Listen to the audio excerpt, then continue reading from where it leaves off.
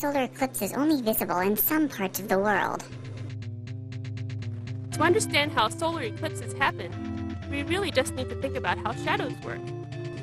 The sun shines on both the Earth and Moon, and both the Earth and Moon cast shadows opposite the direction of the sun. A solar eclipse is what we see when a shadow from the Moon falls on the Earth.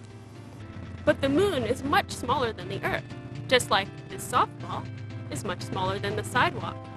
The shadow of the softball can only cover a little bit of concrete. The same thing happens in a solar eclipse. When the Moon is new and is passing between the Earth and the sun, its shadow only covers a small portion of the Earth.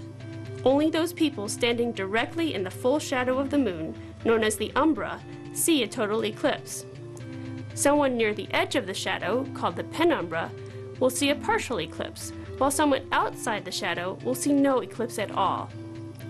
A solar eclipse happens somewhere on Earth roughly every year and a half.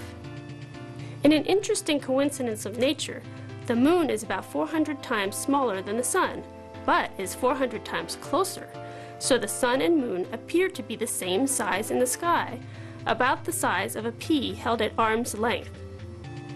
If the Moon were smaller or farther away, we would never have total eclipses, since it would not be large enough to cover the entire Sun. If it were larger or closer, then its shadow would be larger and the total eclipse would cover much more of the Earth.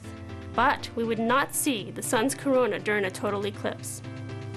Since each solar eclipse only affects a small portion of the world, a region could go hundreds of years without experiencing one.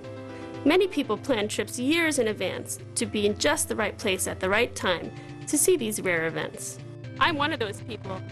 For Ask an Astronomer, I'm Dr. Susan Stollery of the Certif Science Center.